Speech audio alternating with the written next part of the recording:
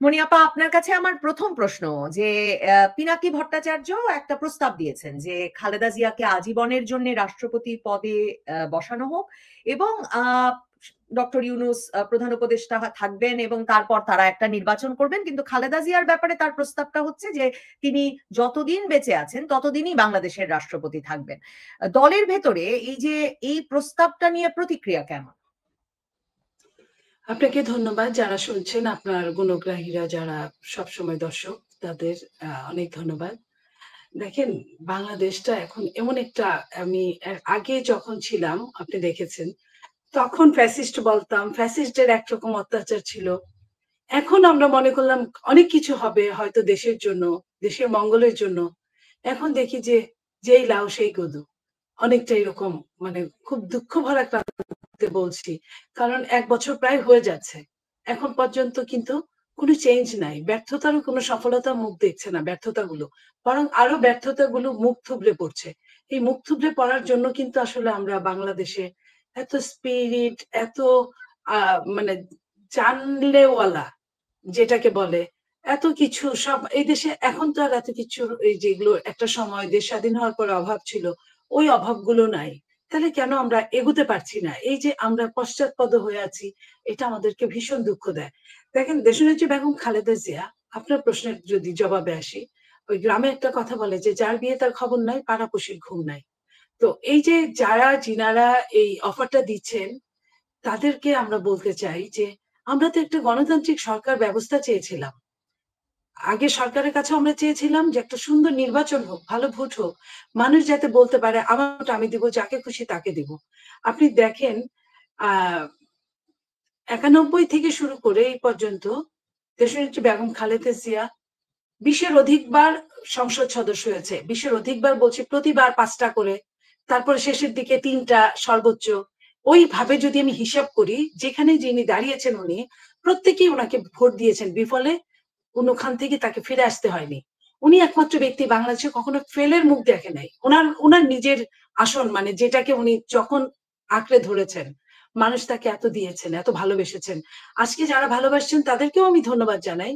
কিন্তু আমি এই কথাটা বলতে চাই, একজন গণতন্ত্র বিশ্বাস করা মানুষ মনে প্রাণে, যখন আপনার মনে পড়ে ১/১১ র সময় শেখ হাসিনাকে যখন অ্যারেস্ট করা হলো, তখন উনি ফুঁসে উঠেছিলেন, প্রতিবাদ করেছিলেন। এবং যখন বিদেশ যাওয়ার ব্যাপারে উনাকে বাধ্য করার মতো হলো, যখন শেখ হাসিনা চলে গেলেন, উনি তখন বলেছিলেন, আমি আমি এতগুলো আমার সন্তান রেখে আমি কোথায় যাব? উনি কিন্তু যান নাই, গো ধরে বসেছিলেন। ওই মানুষটাকে উনার জীবনের শেষ দিকে এসে উনাকে কেন মানুষের সিলেকশনে যেতে হবে? উনি তো চাইলে এমনিতেই ইলেকশন করে আসতে পারে। আপনি যখন উনার দলীয় মানে দলের নেতাকর্মীদের সন্তান বোধ করে উনার অবস্থান নেওয়ার কথা বললেন, আমার তখন উনার নিজের সন্তানের কথা মনে পড়ছে। মানে একমাত্র সন্তান তারেক রহমান। তিনি কবে ফিরবেন এই নিয়ে নিশ্চয়ই আপনাদের দলে একটা চাঞ্চল্য আছে। সম্প্রতি দেখলাম ঢাকা পোস্ট খবর করেছে যে আপনাদের নেতারা বলছেন ২৮শে জুলাই তিনি ফিরবেন। কিন্তু আমি যেটা সবসময় ভাবি যে নানা রকম নিরাপত্তার জনিত বিপদও তো আছে তারেক রহমানের। সেই অবস্থায় তিনি তো আসলে বিরোধী দলের রাজনীতি করতে হঠাৎ রাজপথের রাজনীতি করতে ফিরতে পারেন কিনা। তাহলে পিনাকি ভট্টাচার্য যে প্রস্তাবটা দিয়েছেন, মানে তিনি যদি রাষ্ট্রপতি পুত্র হয়ে ওঠেন, তাহলে তো তারেক রহমানের দেশে ফেরাটা সহজ হয়। এবং আপনারা কি সত্যি মনে করেন যে খালেদা জিয়া, তারেক রহমান কারো সঙ্গে কথা ছাড়া পিনাকি ভট্টাচার্য এমন একটা প্রস্তাব পেশ করেছেন? তিনি তো আজ মানে একটা দীর্ঘ সময় ধরে মনে হচ্ছে রাজনীতির অনেক গতি প্রকৃতি তিনি নির্ধারণ করছেন। দেখেন, এটা হচ্ছে আপনার মতামত, কিছু মানুষের মতামত। যারা আঁকড়ে ধরে তাকে বেঁচে আছেন বা উপরে ওঠার সিঁড়ি খুঁজছেন, আমরা এটা মনে করি না। আমরা মনে করি যে বিএনপি গণতন্ত্রের জন্য আন্দোলন করেছে, গণতন্ত্রের জন্যই এখন পর্যন্ত আছে। যদি এটাই ঠিক থাকে যে এই কথাটা, যে তাদের তো জাতীয় সরকারের প্রশ্ন আসে।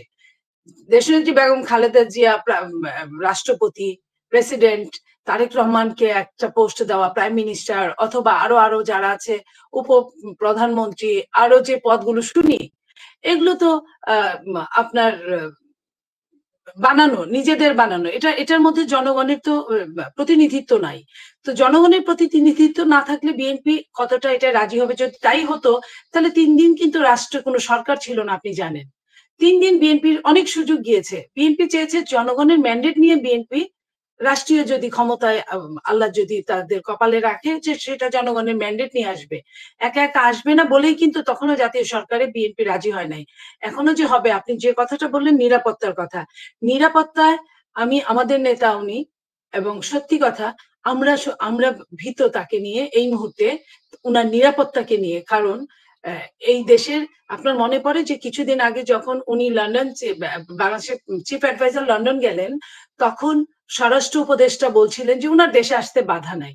তো উনার দেশে আসতে বাধা নেই এই কথাটা তো উনাদের যদি আন্তরিকতা থাকতো তাহলে প্রথম মাসে কিন্তু বলতে পারতেন উনার দেশে আসতে বাধা নাই।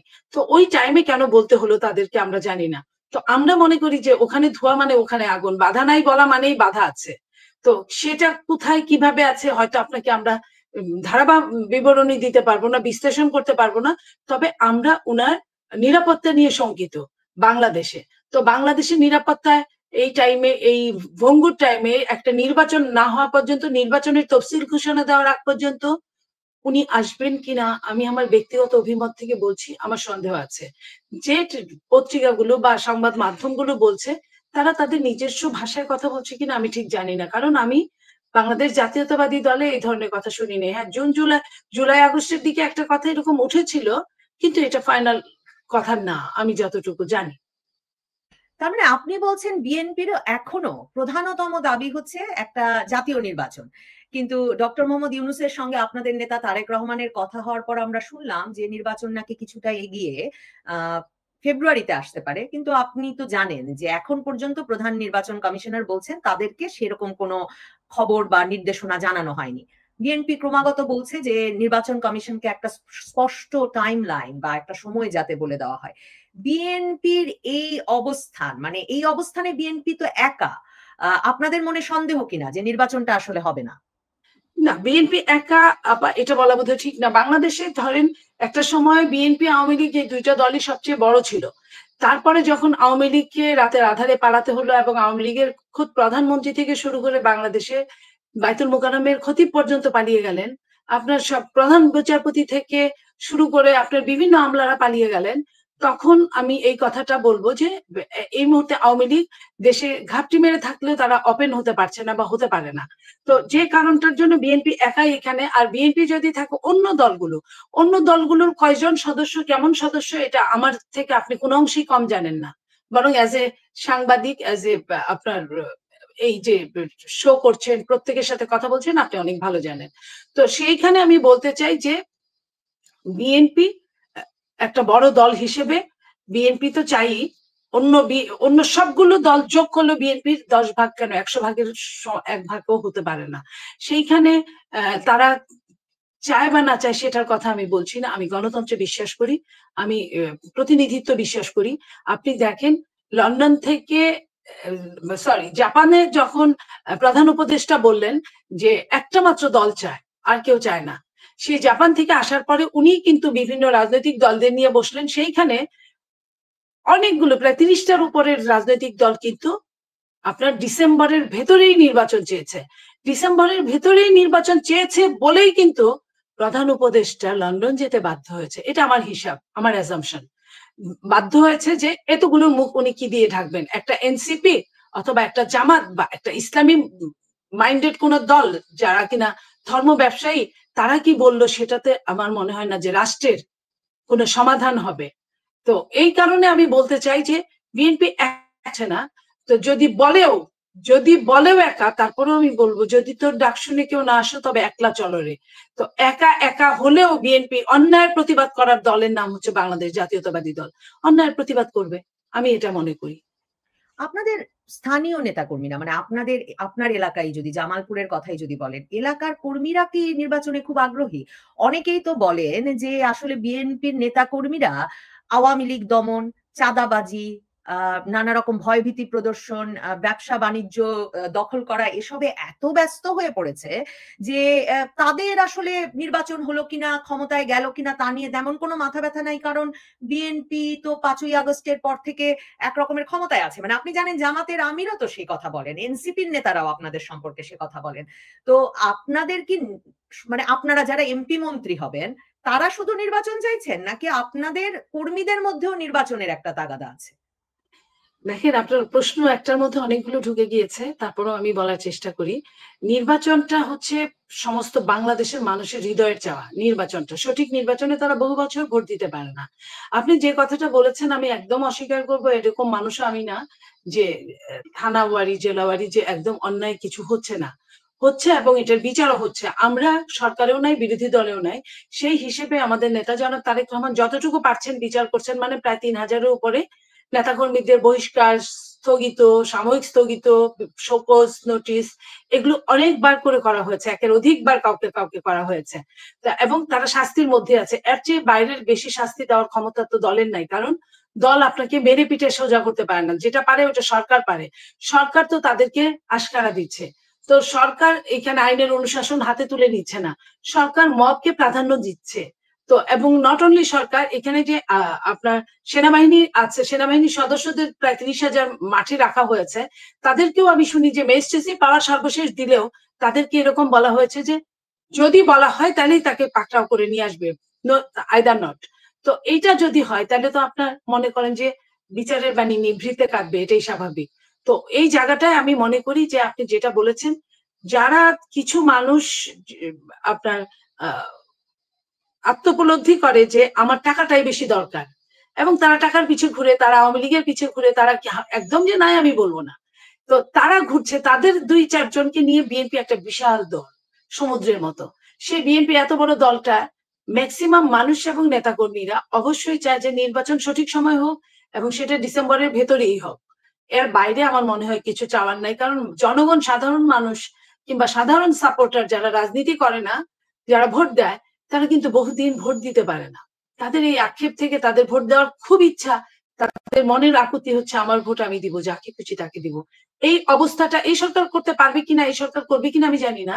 কিন্তু জনগণের হৃদয়ের কথাটা আমি বলার চেষ্টা করি। মানে আপনারা বলছেন একরকম জনগণের হৃদয়ের কথা এবং সেটা কেন বলছেন তার ব্যাখ্যা হিসাবে জামায়াতে ইসলামী, এনসিপির নেতৃবৃন্দ তারা বলেন যে এই যে আপনারা চান দ্রুত ভোট এবং দ্রুত ভোট হয়ে দ্রুত ক্ষমতায় যাওয়া। এনসিপির নেতারা বলেন এই যে আপনাদের নির্বাচন নির্বাচন কথা সেটা খুব আওয়ামী লীগের টোনের সাথে মিলে যায়। মানে আওয়ামী লীগের সাথে সুর মিলিয়ে সব মানে এই ধরনের কথা আপনারা বলেন। কিন্তু এবং আসিফ মাহমুদ সজীব ভুইয়া বলেছেন যে আপনারা কিরকম কুমির আনার চেষ্টা করেন এসব কথা বলে। তো এইটা এনসিপির নেতৃবৃন্দের কিন্তু কথা হচ্ছে যে আগে করতে হবে সংস্কার এবং সংবিধানটা বাতিল করতে হবে। সংবিধান বাতিল করে একটা গণপরিষদ নির্বাচন দিতে হবে এবং এই যে এখন যখন জুলাই বার্ষিকী পালিত হচ্ছে তখন কিন্তু নাহিদ ইসলামরা আবু সাইদের কবরের সামনে দাঁড়িয়ে বলেছেন যে জুলাই আন্দোলন শুধু কোটার বিরুদ্ধে হয় নাই, এটা হয়েছে মানে সংবিধানটাকে ছুঁড়ে ফেলে দিয়ে নতুন সংবিধান প্রণয়নের জন্য। এবং সে কারণেই কিন্তু পিনাকি ভট্টাচার্যের ওই প্রস্তাব যে খালেদা জিয়াকে প্রেসিডেন্ট করে একটা সংবিধান বাতিলের মধ্য দিয়ে যাওয়া। দেখেন, আপনাদের তারা জি, তারা তো পারবে না, এটা তারা জানে যে তারা একা এই জিনিসটা সংবিধান, আমি মনে করি কেন সংবিধান পারবে মানুষের না, আমানত। কেন পারবে না? একটা অভ্যুত্থান পরবর্তী সরকার তারা গঠন করেছে, কেন তারা সংবিধান বাতিল করতে পারবে না? আমি আপনাকে একটা কথা বলি, অভ্যুত্থানের সময়টা থাকে একদম খুব খুব কম সময়। ওই সময়টুকুর মধ্যে অনেক কিছু করা যায়, অনেক মব করা যায়, অনেক কিছুই করা যায়। সেটার কোনো বিচার ওইভাবে যাদের নিয়ে অভ্যুত্থান হয় তারা ফিরে না আসলে বিচারটা হয় না। তো সেই জায়গায় আপনার তারা ওই ৩ দিনের জন্য তারা রাজা ছিল, তারা অনেক কিছু ছিল। কিন্তু তারপরের যে অধ্যায়টা, তারা প্রত্যেকটা পদক্ষেপে ভুল করেছে। তারা যে ভুলগুলো করেছে, যে রাষ্ট্রপতির কাছ থেকে শপথ নিয়ে তারা সরকার গঠন করেছে, সেই রাষ্ট্রপতিকে চাইলেই ছুঁড়ে ফেলে দিয়ে আরেকজনকে বসাতে তারা পারে না।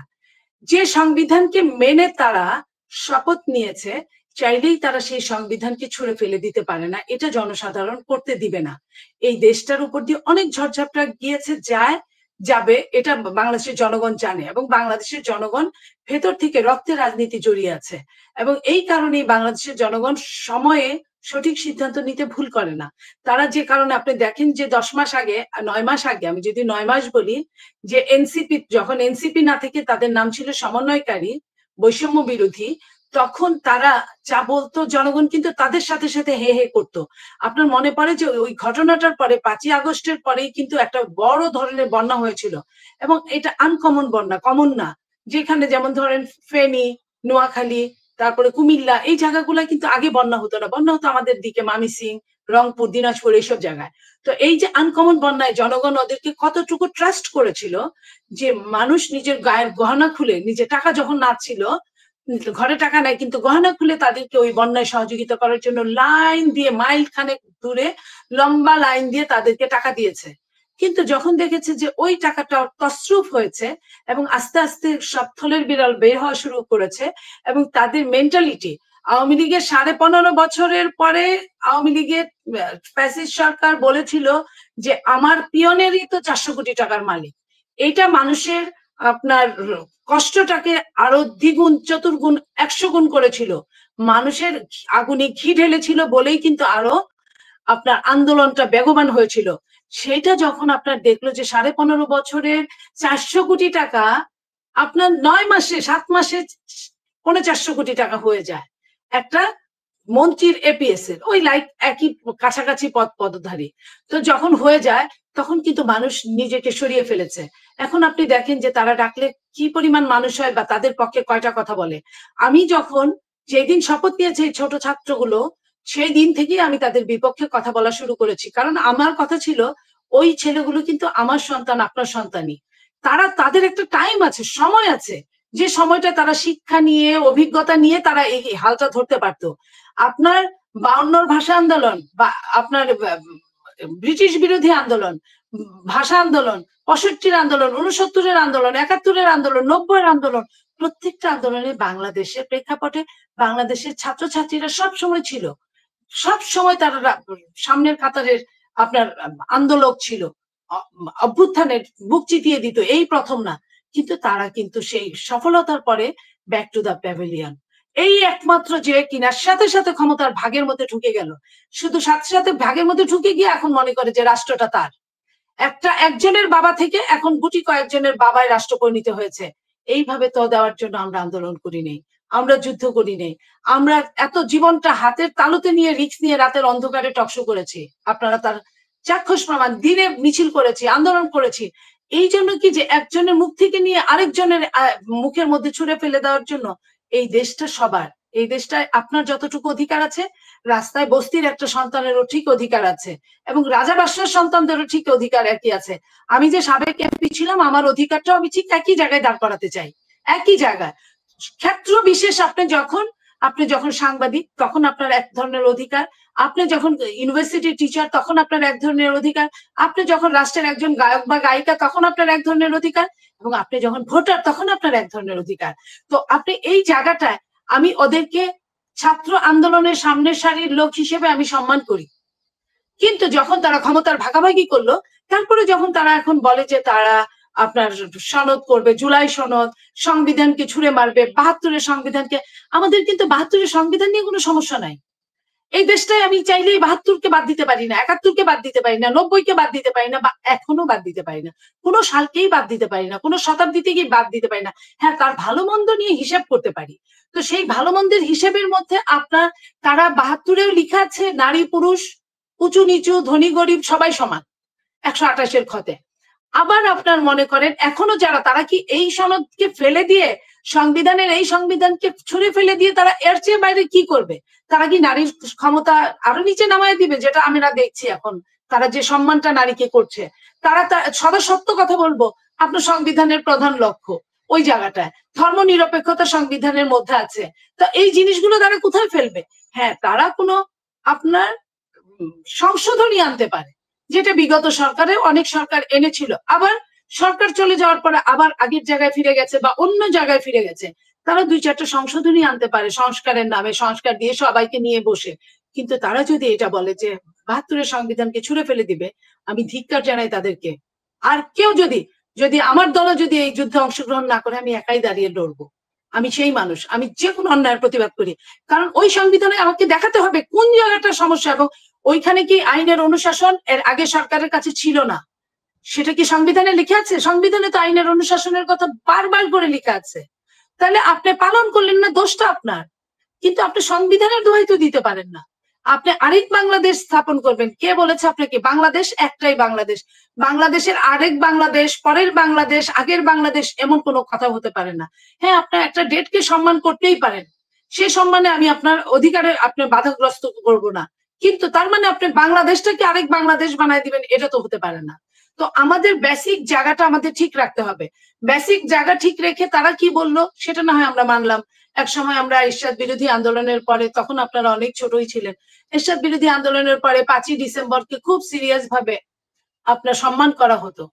তো এখন কিন্তু গণতন্ত্র দিবস পালন করা হতো, এখন কিন্তু ওইটা ওইভাবে অনেকেই জানেও না, ভুলেই যায়। তো এরকম আস্তে আস্তে ম্লান হবে, ম্লান হয়। 90টা কিন্তু ম্লান হওয়ার কথা ছিল না, কিন্তু একটা সময় 90-এর যারা হোতা ছিল, যারা সামনের কাতারে ছিল, তাদের লোভ লালসের কারণে 90টা ম্লান হয়ে গেছে।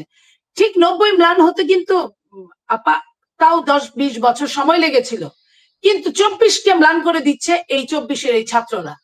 এই ছাত্ররা যখন এক এক সময় এক এক কাজ করছে, এক সময় তারা যে কয়েকজন আপনার উপদেষ্টা হয়েছে, মন্ত্রী পরিষদে গেছে, সেই কয়েকজন কিন্তু শপথ নিয়ে বলেছে রাগ অনুরাগের বশবর্তী হবে না। কিন্তু প্রত্যেকটা পদক্ষেপে আমরা দেখছি, আমরা কথা শুনছি, প্রধান সেনা প্রধান বলেছিল আমার বুকে পাথর বেঁধে আমি এটা করছি, এটা বলতে পারে না সে। যদি সেনা প্রধান বলেও থাকে সে এটা বলতে পারে না। দ্বিতীয়ত 5 তারিখে যদি এই স্বাধীন না হতো, 6 তারিখে আমরা সশস্ত্র অবস্থায় নামতাম, এই কথাটা তো কখনোই বলতে পারে না। এই কথা বলার সাথে সাথে তার পথ চলে যাওয়ার কথা। সে সশস্ত্র, সে কিভাবে সশস্ত্র হবে? সে বলতে পারে আমরা নামতে পারতাম, আমরা আমাদের অবস্থায় নামতে পারতাম। সশস্ত্র মানে আমাদের সব রেডি ছিল, সশস্ত্র মানে এই যে গোলা বারুদ, এগুলা সে কিভাবে কোথা থেকে কালেকশন করবে? গোলা বারুদ নিয়ে তাদের ধরাই পড়ছে, মানে আপনি যার কথা এখন তারা ধরা পড়ছে। এই যে ধরা পড়ার পরে যে কথাটা বললো, আপা এটা শেষ করি, যে কথাটা বললো যে সে লাইসেন্স করেছে, আপনি দেখেন 11 দিন বা 10 দিনের ব্যবধানে 2টা লাইসেন্স হয়েছে। 10 দিনের ব্যবধানে 2টা লাইসেন্স, একটা মন্ত্রী কেন, মহামন্ত্রী হলেই হয় নাকি? তাকে তো প্রোটেক্ট করার জন্য প্রোটেকশনের লোক আছে তার। আমার আপনাকে প্রোটেকশন করার কেউ নাই, আমাদের দরকার লাগে না। তাকে প্রোটেকশন করার লোক থাকার পরে তার কেন গোলা বারুদ লাগবে? তার কেন আপনার রেজিস্ট্রেশন করা লাগবে, লাইসেন্স করা লাগবে? তো এই লাইসেন্স করতে গিয়ে সে যে কথাটা বলেছে যে এটা হয় অনেক সময়, আপনার অনেক শর্ত ফিল আপ না হলেও হয়। হ্যাঁ, যে দেশে বিচার বিভাগে স্বাধীনতা কম থাকে, যে দেশে আইনের অনুশাসন থাকে না, সে দেশে মাইট ইজ রাইটটাই কার্যকরী হয়ে যায়। সে যে কথাগুলো বলেছে এগুলো মাইট ইজ রাইটের কার্যকরী একটা অংশ স্বরূপ, আর কিছুই না। তো আমরা বলতে চাই যে এই মাইট ইজ রাইট তার কি নিজে চিন্তা করে দেখে যে তার পায়ের নিচে মাটি কতটুকু আছে? কালকে যদি উল্টে যায়, শেখ হাসিনার মতো দুর্দান্ত প্রতাপশালী একজন সরকার, আমি অস্বীকার করব না এখানে, তার কতটা সে পাওয়ার ইউটিলাইজ করেছিল বা করতে পেরেছিল তার আগের বছর, সম্ভবত 24-এই তাকে 100 নারীর, পৃথিবীর 100 শাসকের মধ্যে তাকে রাখা হয়েছিল। তো সেই মানুষটাকে কিন্তু পালিয়ে যেতে হয়েছে। তো তার চেয়ে বড় তো আসিফ মাহমুদ না, তো সে কিভাবে এই কথাগুলো বলে? শেখ হাসিনার প্রসঙ্গ আনায়, মানে বিএনপি কে যে এক রকমের, মানে কি বলবো, এনসিপি জাতীয় নাগরিক পার্টির এই নেতারা তুচ্ছ করছেন, তার একটা বড় কারণ কিন্তু এটা, তারা বলেন যে আপনারা তো পারেন নাই দোর্দণ্ড প্রতাপশালী শেখ হাসিনাকে ক্ষমতাচ্যুত করতে। আপনি জানেন যে যখন মির্জা ফখরুল ইসলাম আলমগীর প্রথম বললেন যে ছাত্র উপদেষ্টা থাকলে এই সরকার নিরপেক্ষ থাকে না, তাহলে এই সরকারের অধীনে নির্বাচনকে নিরপেক্ষ সরকারের অধীনে বলা যাবে না, তখন কিন্তু নাহিদ ইসলাম মির্জা ফখরুল ইসলাম আলমগীরকে মনে করিয়েছিলেন যে এটা অভ্যুত্থান পরবর্তী সরকার, এবং 1-11 সরকারের সঙ্গে পার্থক্যটাই হচ্ছে যে ছাত্র উপদেষ্টারা এর মধ্যে আছেন। তো এবং আপনারা যখন এটা বুঝতে পারেন না, ওই একই অভিযোগ যে আপনারা আওয়ামী লীগের টোনে কথা বলেন। তো আপনারা তো পারেন নাই আসলে শেখ হাসিনাকে নামাতে। তো রাজপথে শেষ পর্যন্ত যে ফলাফল আনে সে তো বিজয়ী পক্ষ। আপা, আপনি দীর্ঘ সময় রাজপথে রাজনীতি করেছেন, হামলা মামলার শিকার হয়েছেন, কাজেই কিন্তু শেষ পর্যন্ত জয় নিয়ে আসতে হয়। তো আমি আপনাকে একটা কথা বলি, এখন সংস্কারের জন্য যদি সংবিধান বাতিল চায় সেটা বাধা দেওয়ার আপনারা কোন পক্ষ? দেখেন একটা কথা বলি আপনাকে, আপনি অনেকগুলো কথা বলেছেন, সেটা হলো যে অনেক সময় খালি চোখে যা দেখা যায় ওটাই কিন্তু ঠিক না। খালি চোখের তাদের কিন্তু আর অনুবীক্ষণ যন্ত্র আবিষ্কার হতো না, তাহলে কিন্তু এত কিছুর আবিষ্কার হতো না। তো এই যে খালি চোখে যে দেখা গেছে তাদের সামনে কয়েকজনকে ওই আপনার সিকিউরিটি হিসেবে দিয়ে তারা আন্দোলন করেছে, তারা তো সরকারের সাথে আতাতি করে ফেলেছিল। এটা আমার কথা না, উমামা নিজে বলেছে, আপনি দেখেছেন, তারা তো সরকারের সাথে আতাত করেছিল। তাহলে আন্দোলনটা হলো কিভাবে? আমরা যখন এই জিও পলিটিক্স আমরা দেখেছি, যেখানেই বিএনপি সেখানে আপনি জানেন যে 10ই অক্টোবর আর 28শে অক্টোবরে দুইটা ঘটনা, যেভাবে বিএনপি কে এত মানুষ হওয়ার পরেও বিএনপি যেভাবে আপনার সাকসেস হতে পারলো না, এটা তো জিও পলিটিক্স এর কারণেই হতে পারে নাই। আন্তর্জাতিকভাবে বিএনপির কাছে দিবে না বলে আমি ব্যক্তিগতভাবে এই কথাটা বলছি যে এখনো -2 ফর্মুলা বলবৎ আছে বলেই বিএনপি যত লোক দিয়েই কাজ করাক না কেন, এর চেয়ে যদি যত লোক শহীদ হয়েছে তার চেয়ে 3 গুণ বেশি শহীদ হলেও বিএনপি সাকসেস হতে পারতো না। কারণ তারা বিএনপির হাত দিয়ে এই সাকসেসফুলনেসটা নিয়ে আসবে না। কারণ বিএনপিকে তাহলে ক্ষমতা দিতে হয়, পাওয়ার দিতে হয়, সেটা তারা দিবে না যারা -2 ফর্মুলাটা কার্যকর করার জন্য বদ্ধপরিকর নিজেদের কাছে এবং আপনার আন্তর্জাতিকভাবে। সেই তারা তাদেরকে শোনা যায় কথিত আছে যে কিছু কিছু ছেলে মেয়েদের প্রশিক্ষণ দিয়েছিল, সেই প্রশিক্ষণে ওই যে কিছু কিছু যন্ত্রপাতিও নিয়ে এসেছিল। তো এই যে এই জায়গাগুলো তারা যে কথাগুলো বলে তারা তো নিজেরা ডার্কে থাকে। তারা কি 100 জন প্রথম সারির 2-3 জন যারা এখন নিজেদের দল বানিয়েছে, ঘোষণা দিয়েছে, তারা কি 100 জন নেতা কর্মীর নাম, তাদের 100 জন লোকের নাম কি তারা বলতে পারবে যে এরা আমার সাথে ছিল, এরা আমার সাথে ছিল? মুখস্থ বলতে পারবে না। অথচ আমরা যে 20-30 বছর 25 বছর আগে আন্দোলন করেছি, এখনো যদি আপনি বলেন কোন হলে কতজন, আমরা প্রথম এক একটা হলে যদি 10 জন করে বলি, আমার 140 জন। আমাদের সময় ঢাকা বিশ্ববিদ্যালয়ে 14টা হল ছিল। আমি 140 জনের নাম বলতে পারবো এবং এইটার বাইরে জাতীয় পর্যায়ে আমি বলতে পারবো। তারা কি এটা বলতে পারবে 100 জনের নাম যে এই লোকগুলো আমাদের সাথে ছিল? সো দ্যাট তারা কেউ কারোর সঙ্গে জানে না। যখন একটা ফ্লু উঠেছিল তারা কিন্তু এটাই জানে তারা কোটা নিয়ে নেমেছে। তারা যে কথাই এখন বলছে, আপনার মনে পড়ে নিশ্চয়ই মির্জা ফখরুল ইসলাম আলমগীর সাহেবকে যখন সাক্ষাৎকারে বলছিল যে আপনাদেরও লোক আছে কিনা, উনি বলছে আমি জানি না, এই আমাদের কেউ নাই। এটা কেন বলছে? এটা বলছে এই কারণে, এটা একটা কৌশল যাতে সরকার নিজেই বলছে ধরপাকড়। কিন্তু আপনি খেয়াল করেন ওদের কয়জনকে অ্যারেস্ট করেছে? অ্যারেস্ট তো সব বিএনপির লোকজনদের করেছে, জামাতের লোকজনদেরকে করেছে এবং যারা টকশো করে তাদেরকে করেছে এবং যারা বিভিন্ন বুদ্ধিজীবী ডানপন্থী তাদেরকে অ্যারেস্ট করেছে। তো সেই হিসেবে আমি বলছি তাদেরকে তো ওই সরকার জানতো, পতিত সরকার জানতো এরা আমাদেরই লোক, এরা কোটা নিয়ে আছে। তারা তো মুনাফেক, তারা দুই দিকেই কাজ করছে। আমরা আর যাই হোক আমরা মুনাফেক হতে পারি না।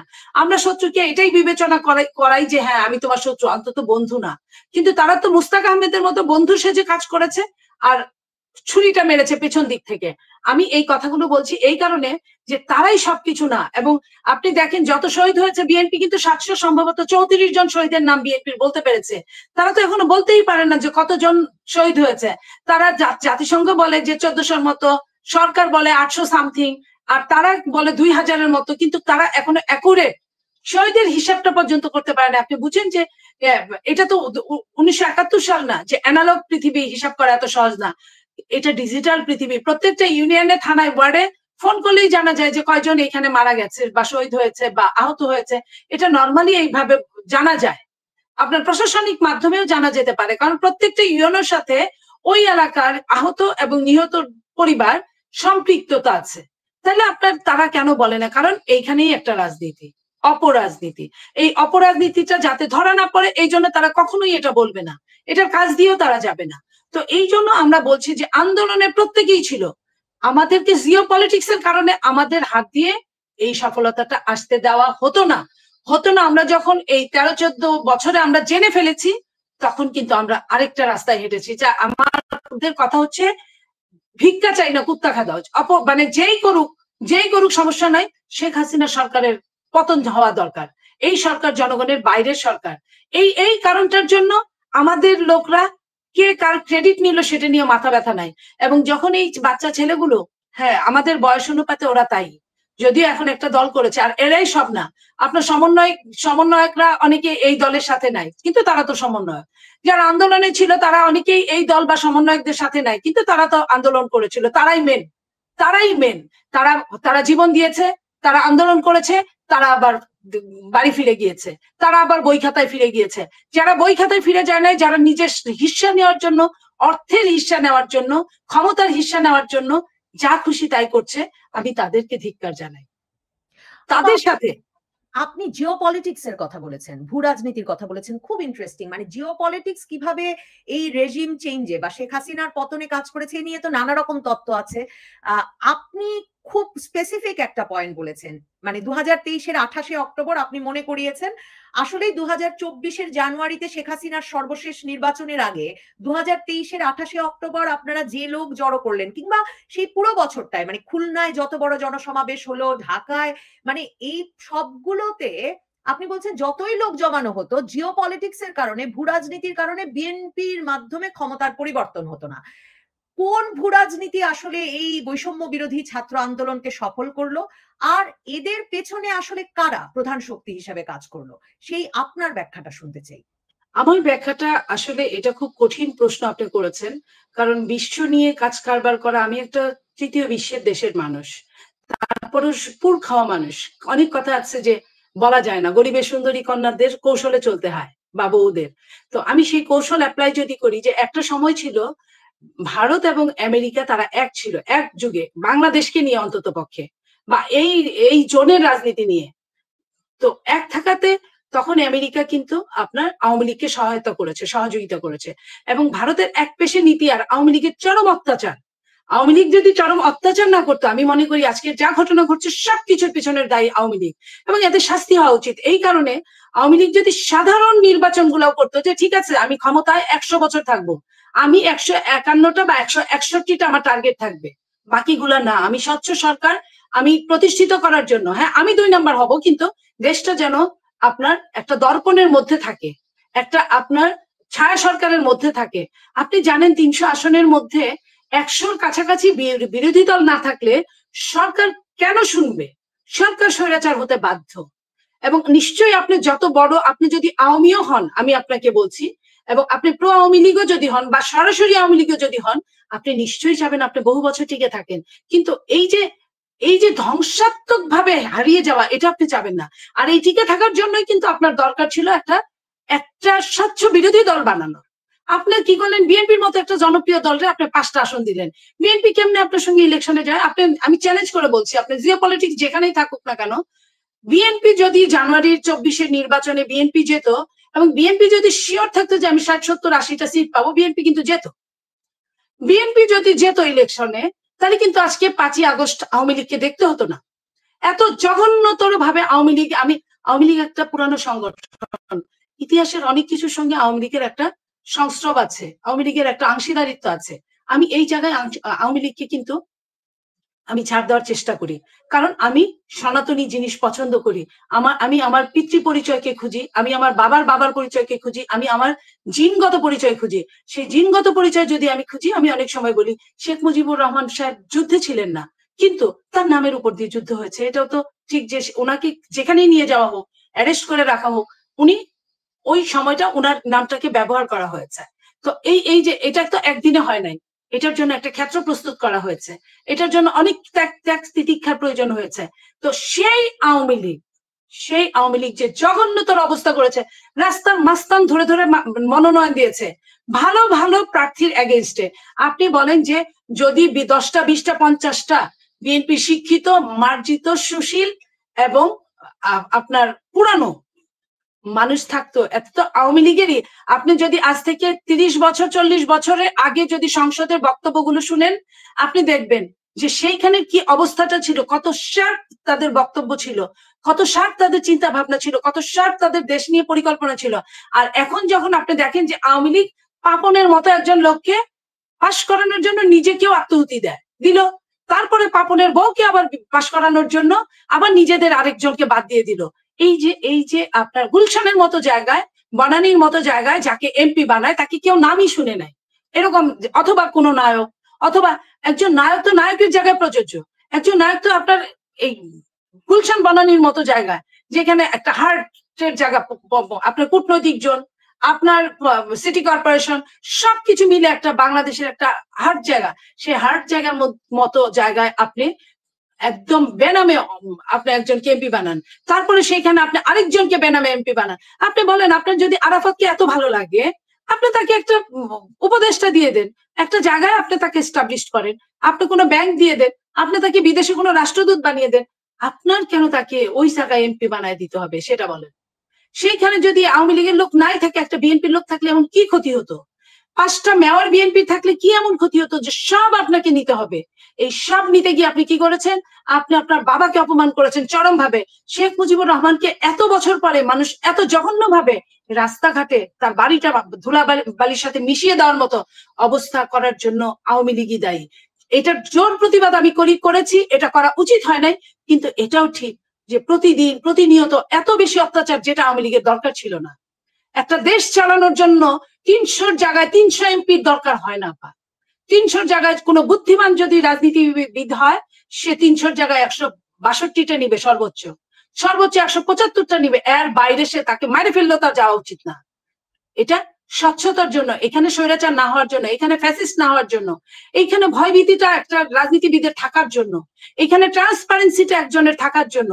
এই কাজটা তো আওয়ামী লীগ করে। আজকে ওই যে যা কিছু হারায় গিন্নি বলেন কেষ্ট বেটাই চুর, ওরকম আমার এখন মনে হয় যে যা কিছুই আমার খোয়া গেছে সবকিছুর জন্যই আমার কেন জানি ঘুরে ঘুরে এই কথাটাই মনে পড়ে যে আওয়ামী লীগ যদি এত অত্যাচার না করতো, আজকে তো তাকে এইভাবে চলে যেতে হতো না। এবং আমাদের কি হয়েছে, আমরা তো চাই শিয়ানে শিয়ান লড়াই করতে, যোগ্যতায় যোগ্যতার সঙ্গে লড়াই করতে। একটা দাঁড়িপাল্লার একখানে আপনার 1 টাকা আছে আর একখানে আপনার 1 কেজি আছে, দুইটা কি কখনো দুইটা পাল্লা একখানে মিলানো যাবে? সে মিলানোর জন্য কিন্তু ভর দিতে হবে। আপনি কি এখনো বলছেন বিএনপি 1 কেজিতে আছে? আমি এখন যদি আওয়ামী লীগ বিহীন, আমি বলছি আমি যে আওয়ামী লীগ তো আপনার নিষিদ্ধ, আওয়ামী লীগ যদি নির্বাচন করতে না পারে, আওয়ামী লীগ যদি ফিল্ডে না নামতে পারে, আপনাকেই যদি আমি এই ড্রাইভার দিই, ইউ আর জাজ, আপনি জাজ করেন তো। আপনি আপনি এখানে সমসাময়িক 2-1টা আসন নিয়ে আমি কথা বলছি না, আমি ম্যাক্সিমাম নিয়ে আমি আপনার এক্সাম্পল দিতে চাই। তো সেইখানে আপনি বলেন যে কতটুকু ডিফারেন্ট হবে। সেই ডিফারেন্সের জন্য যতগুলা ক্যান্ডিডেট আছে, ক্যান্ডিডেট এসে বুঝাবে আরে আমি তো সব, আমি বাংলাদেশ। তো সেই জন্যই তো এনসিপি, জামায়াতে ইসলামী সহ ইসলামপন্থী সব দল, চরমনাই পীরের ইসলামী আন্দোলন বাংলাদেশ, বামপন্থী দলগুলো সবাই বলছে আনুপাতিক প্রতিনিধিত্বতে নির্বাচন হতে হবে। কারণ এখন অবস্থাটা যা, নির্বাচন হওয়া মানেই আপনারা একক সংখ্যাগরিষ্ঠতা এবং এরপরে নাকি আপনারা ফ্যাসিবাদী হয়ে উঠবেন। তো আপনাদেরকে ফ্যাসিবাদী হওয়ার সুযোগ যে দেওয়া উচিত না, এটা কিন্তু এমনকি আপনাদের মিত্র মাহমুদুর রহমান মান্নাও বলছেন। তো এই যে আনুপাতিক প্রতিনিধিত্ব নির্বাচন, পিআর পদ্ধতির নির্বাচন, সেটাতে আপনাদের আপত্তি কোথায়? কারণ আপনাদের নেতা তারেক রহমান আবার দেখলাম জুলাই স্মরণে যে আপনারা অনুষ্ঠানমালা শুরু করেছেন, তার প্রথম দিনে তিনি বলেছেন যে রাজনৈতিক নেতৃবৃন্দ যেন ভেবে দেখেন। তার মানে কি বিএনপি চরম বিরোধিতা থেকে, পিআর পদ্ধতির তীব্র বিরোধিতা থেকে এখন ভেবে দেখার জায়গায় যাচ্ছে? আপনারা বিবেচনা করছেন? আমি এটা মনে করি না, আমি মনে করি বিএনপি একটা উদারনৈতিক দল। বিএনপি থ্রো করে দিয়েছে যে তোমরা ভেবে দেখো।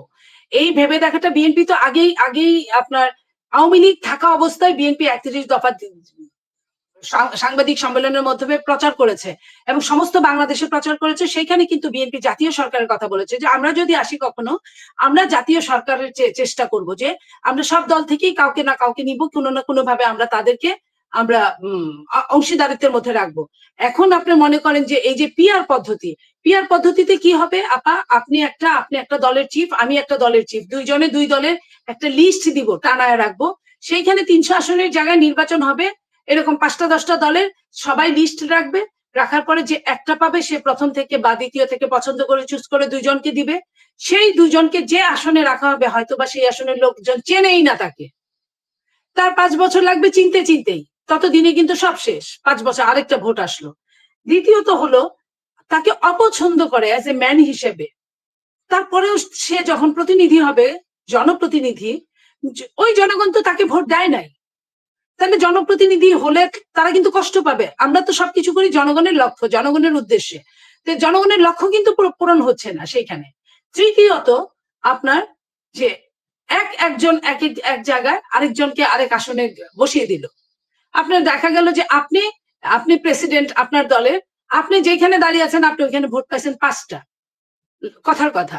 আর আপনি আরেক জায়গায় যেখানে আপনি রাজনীতি করেন সেইখানে আপনি ভোট পাইছেন 50,000। আপনি যেখানে 5টা ভোট পাইছেন ওইটাই আপনার দরকার, ওই আসনটা, আপনি ওই আসনটা জোর জবরদস্তি করে নিলেন। জনগণ কিন্তু আপনার প্রতি রুষ্ট হবে।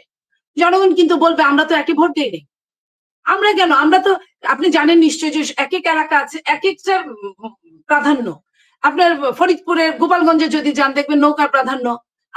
আপনি যদি বগুড়ায় যান, আপনি যদি নোয়াখালী যান, তাহলে দেখবেন আপনি ধানের শীষের সিরিয়াস প্রাধান্য। মানিকগঞ্জ যদি যান দেখবেন 100 জনে 95 জন ধানের শীষে ভোট দিয়েছে। তো ওই জায়গায় যদি একটা চরম যদি নৌকার লোকরে প্রতিনিধি করা হয়, তারা কিন্তু ওই 5 বছরই কষ্ট পাবে।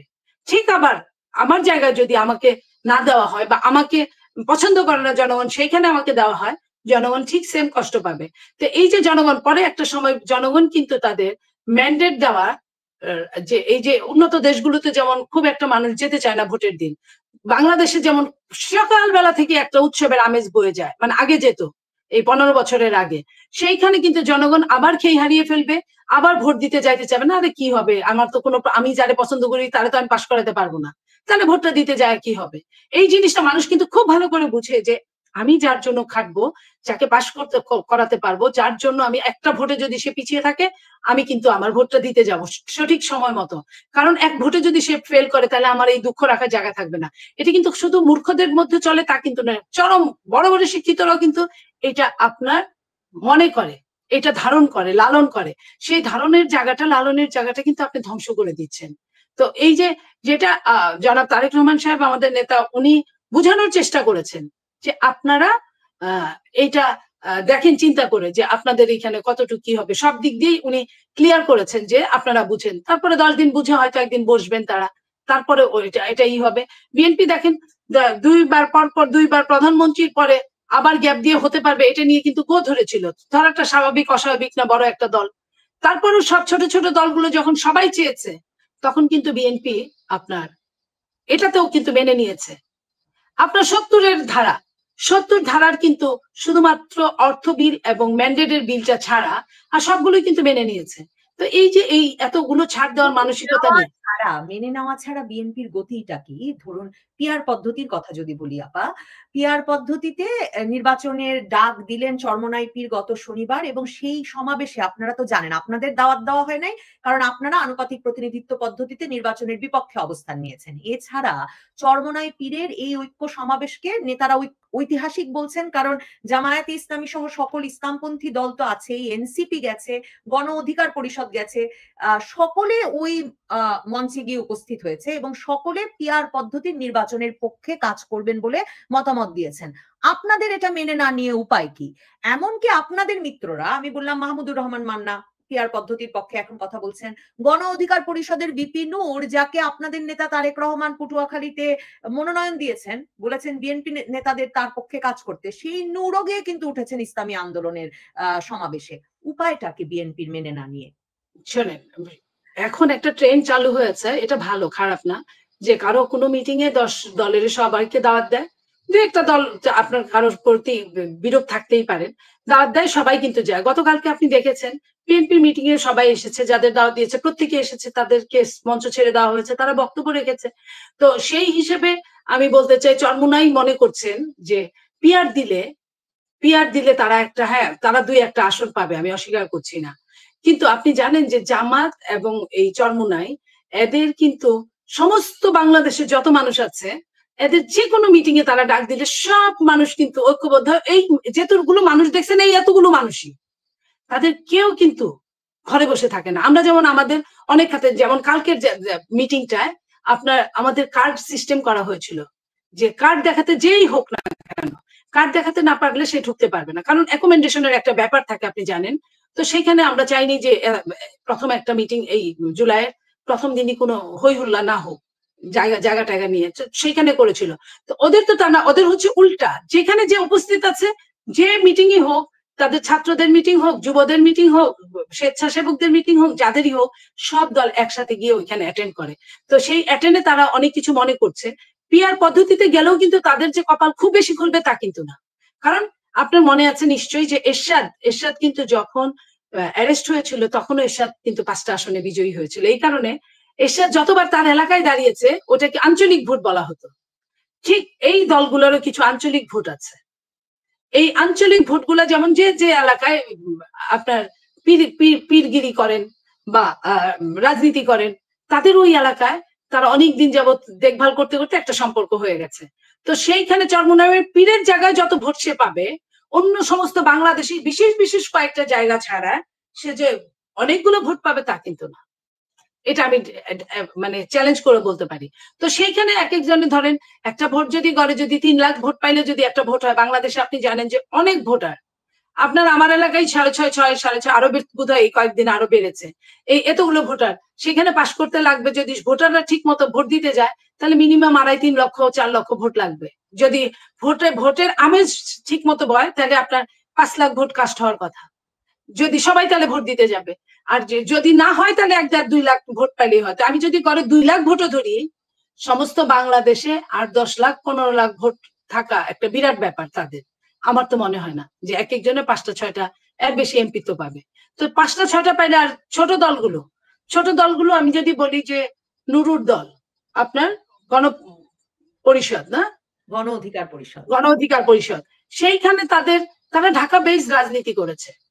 ঢাকা বেস কিছু ছেলে মেয়ে আছে ইয়াং এনার্জেটিক, কিন্তু প্রত্যেকটা জেলায় জেলায় কয়টা মানুষ আছে আমি জানি না। কিছু কিছু আপনার প্রবাসীরা তাদেরকে একটু হেল্প করতো আর্থিকভাবে, আমি যতটুকু শুনেছিলাম, এরাও এখন বেঁকে বসেছে। তো এই যে একটা আসন 2 লাখ 3 লাখ ভোট পাবে কিনা আমার সন্দেহ আছে, কারণ মানুষ কিন্তু এক জায়গায় স্থির থাকে না।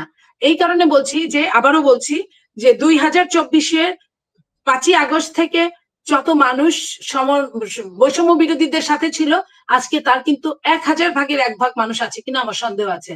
কারণ তাদের যে নেতা চিফ অ্যাডভাইজার, তাকে নিয়ে মিটিং করার জন্য ডাকার পরে 14 জন লোক হয়। সেখান থেকে প্রমাণিত, আমি প্রমাণগুলো দিয়ে বললাম। আমি মে দিবসের মিটিং দেখেছি, আমি পহেলা বৈশাখের মিটিং দেখেছি, তাদের চিফ অ্যাডভাইজারের মিটিং এর জন্য লোক ডাকার দেখেছি। সো দ্যাট আমরা ভীষণভাবে হতাশ। আমরা এমন গণতন্ত্র চাই না। আমরা গণতন্ত্র চাই যে আপনার 19-20 না হোক, 20-30 হয়, 20-40 হোক, এটাও আমরা চাই না। মানে তার মানে কি, যে আপনি এরশাদ সাহেবের কথা মনে পড়ালেন, তাতে আমার মনে পড়লো, দেখেন এরশাদের জাতীয় পার্টি কোনো আলোচনায় নাই এখন, কোনো ঐকমত্য কমিশনের আলোচনা থেকে সবকিছুতে বাদ। কে জানে তাদেরকে নির্বাচনের আগে নিষিদ্ধ করা হয় কিনা, বা তারা নির্বাচনে অংশ নিতে পারে কিনা। আওয়ামী লীগ তো নাই।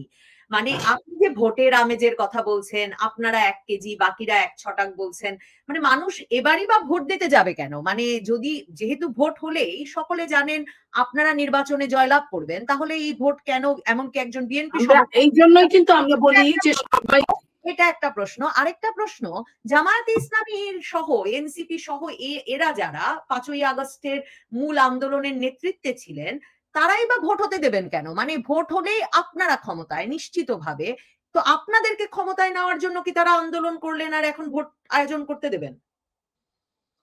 দেখেন, না দিলে তো সবার লস।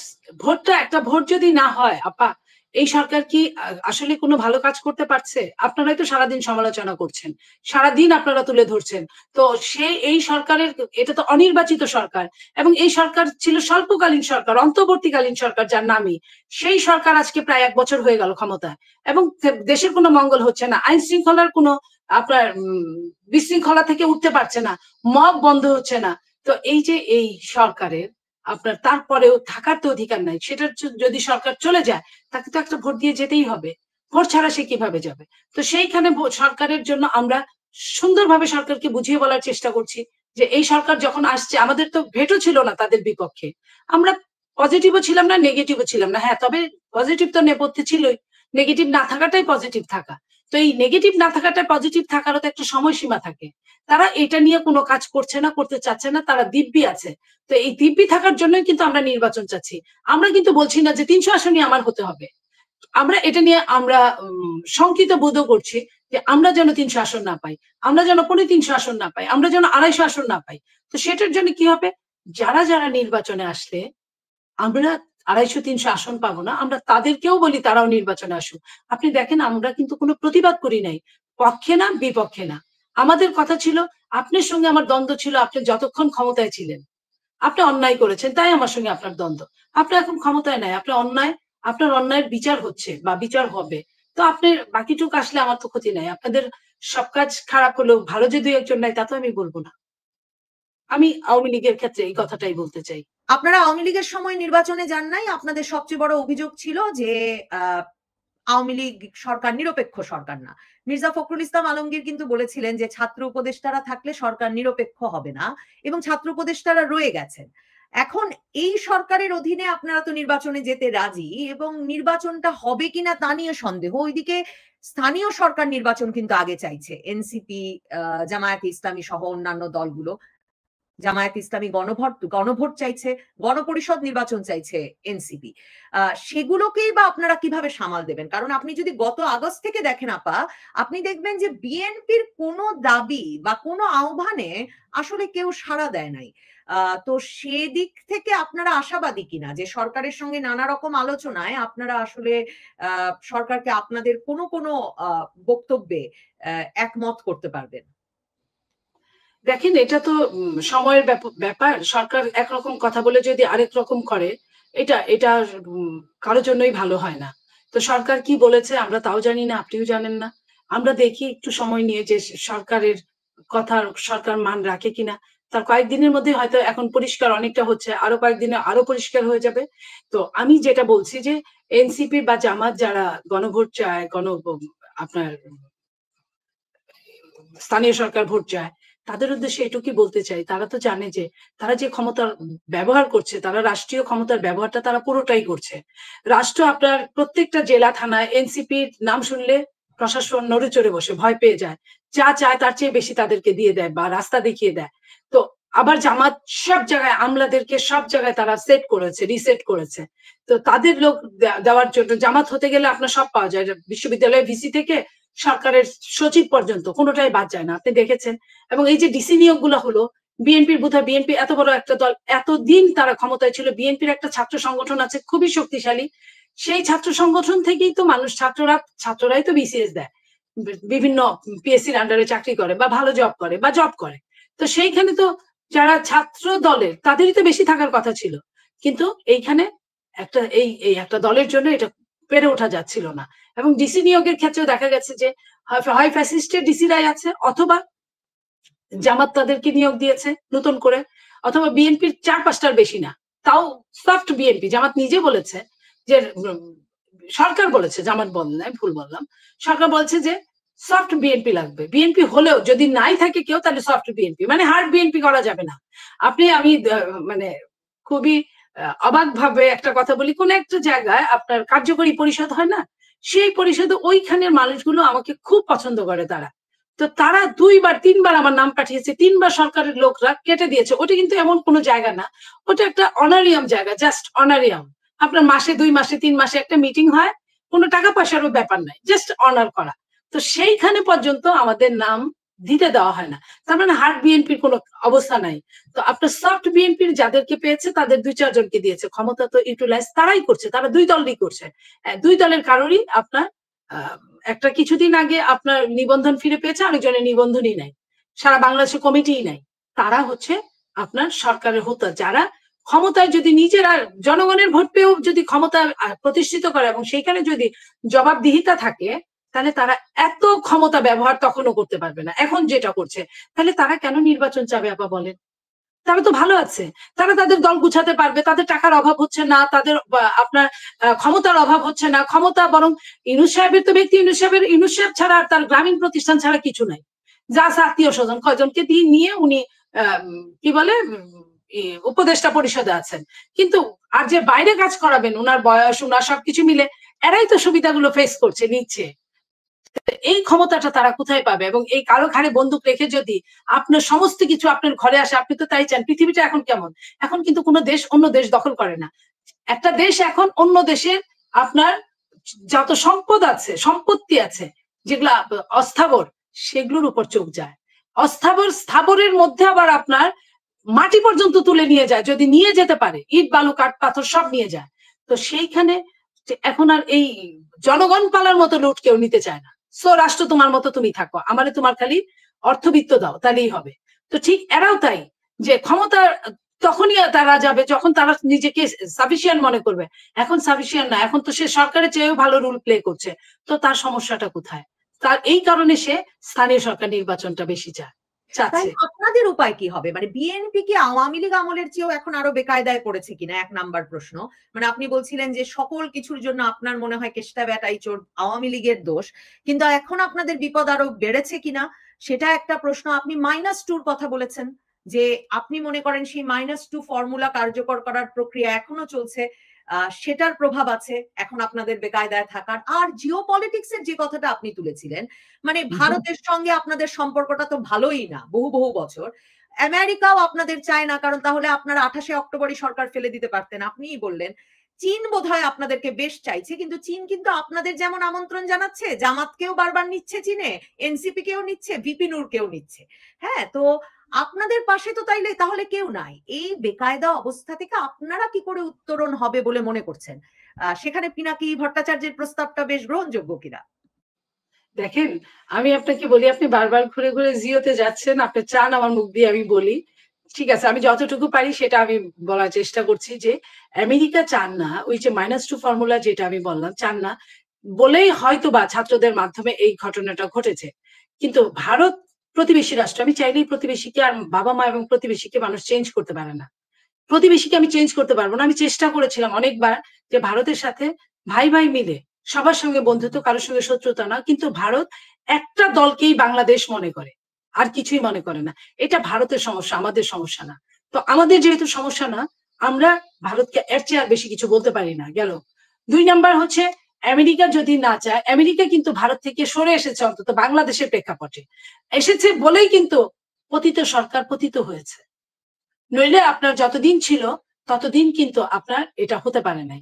এবং যখনই বুঝেছে গত সরকার, তখন কিন্তু তারা কারণে অকারণে বলতো। আপনার পিটার হাসকে নিয়ে যে ধরনের দুষ্টুমি হতো সেটা চিন্তাই করা যায় না। এবং কি বার্নি বার্নি কি আরে এর আগেরটা মার্শা বার্নিকাট। বার্নিঘাট, হ্যাঁ, বার্নিঘাটের গাড়ি বহরে হামলা করা থেকে শুরু করে তারাও কিন্তু অনেকটা সময় তারা মনে করেছে যে আমরা বোধহয় পেরে গেলাম। এইখানে এইখানে ফ্যাসিস্ট যে নিজেকে বিশাল বিশাল কিছু মনে করে, এটাই তার প্রমাণ। যে কারণে তাকে অনেক বড় খেসারত দিতে হয়েছে, অনেক বড় অসম্মানের সাথে খেসারত দিতে হয়েছে। তো সেইখানে -2 ছিল বলে, আছে বলেই খেসারতটা এইভাবে দিতে হয়েছে এবং আমরা এইভাবে আসতে পারি নাই। এখন বাংলাদেশটা কিন্তু অন্যরকম। বাংলাদেশের মানুষ কিন্তু এসবের তোয়াক্কা করে না। বাংলাদেশের মানুষের রাজনীতি ভীষণ ভাবে চ্যালেঞ্জকে তারা মোকাবেলা করে। করে বলেই আমেরিকার মতো দেশেরও কিন্তু আপনারা দেখেন ১-১১ করার জন্য কিন্তু আরো ১০ বছর আগে থেকে ধরেন তারা চেষ্টা করছে। তো ১০ বছর আগে যদি হয় তাহলে ২০০৬ কে আমি ৯৬ বানাই। ৯৬ থেকে যদি চেষ্টা করে থাকে তা ১০ বছর করে ২০০৬-৭ তারা ১-১১ নিয়ে আসছে। ১-১১ পরে আবার আপনার এই ২-১১ আনতে কিন্তু আপনার ১৮ বছর চলে গেল, ১৮.৫ বছর। এই ১৮.৫ বছর আপনার আবার চলে গেল। এখনো কিন্তু বাংলাদেশের মানুষ যতটা ঐক্যবদ্ধ এই বড় দল বিএনপির জন্য, তাদেরও কিন্তু অনেক ঘাম ঝরছে, তাদেরও কিন্তু অনেক দৌড়াতে হচ্ছে। তারা যাদেরকে সিলেক্ট করছে তারা কিন্তু বাংলাদেশের আপনার এনভায়রনমেন্টে কিন্তু নিজেকে প্রমাণ করতে পারছে না, বারবার ফেল করছে, বারবার উষ্টাগত হচ্ছে। তারাও কিন্তু সুবিধায় নাই, এত বড় রাষ্ট্রও কিন্তু সুবিধায় নাই। সেইখানে নাচালে নাচতে হয়, এটা কিন্তু একদম ধ্রুব সত্য আপা। যে নাচে সে তো নাচেই, আর যে নাচায় তার কিন্তু ডাবল কষ্ট। তার মাথায় চিন্তা আছে তাকে কিভাবে নাচাবে, তাকে প্ল্যান করতে হয়, তার সাথে সাথে আবার তারও নাচতে হয়। সো দ্যাট আমি বলতে চাই যে জিও পলিটিক্স বারবার সব সময়ের জন্য জিতে যাবে তা সব সময় ঠিক না। তবে এখনো সেটার মধ্য দিয়েই বাংলাদেশ যাচ্ছে। বাংলাদেশ যাচ্ছে বলেই ডক্টর ইউনূসের মতো মানুষও বিপদগ্রস্ত হচ্ছে। বিপদগ্রস্ত হয়ে লন্ডনে তাকে গিয়ে সময় দিতে হচ্ছে বা অন্য জায়গায় গিয়েও তাকে সময় দিতে হচ্ছে। যাদের উপর ডিপেন্ড করেছিল তারাই যে সব না, সেও কিন্তু এটা টানাপোড়েনে বুঝে গিয়েছে। সেই জন্য আমরা বলতে চাই যে আগামী দিন কি হবে আমরা আমাদের চেষ্টাকে অব্যাহত রাখবো। আগামী দিন কি হবে আমরা জানি না। তবে আমি মনে করি যে আওয়ামী লীগ একটা ভাগ্যবান দল। এত অত্যাচার নিপীড়ন চালানোর পরও আপা আমি আপনার সামনে বলে যাচ্ছি, তারপরও আওয়ামী লীগ এইভাবে দাঁড়াতে পারে। বিএনপি তো ১-১১ পরে যে অবস্থাটা হয়েছিল দেখেছেন।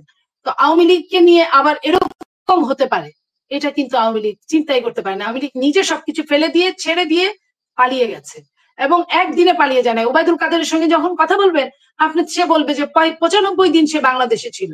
এই ৯৫ দিন কোথায় ছিল? কোনো না কোনো কারো না কারো জায়গায় ছিল।